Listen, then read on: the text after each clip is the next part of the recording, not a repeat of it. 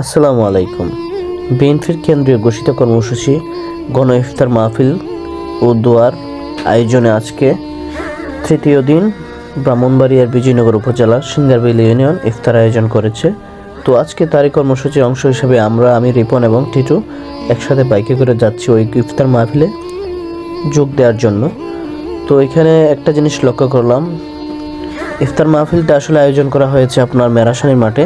তো আমরা প্রথম অবস্থায় এই নূরপুরের রাস্তাটাই সিলেক্ট করেছি, কারণ এদিকের রাস্তাটা খুবই সুন্দর, এদিকের পরিবেশটা অনেক সুন্দর। তো একটা সময় আমরা চলে আসলাম প্রায় কাছাকাছি। তো ছোটো ভাই ভিডিও করছিল, খুবই ভালো লাগছে মোমেন্টগুলো বিকেলবেলা, আর আকাশটা ছিল মেঘলাচ্ছন্ন।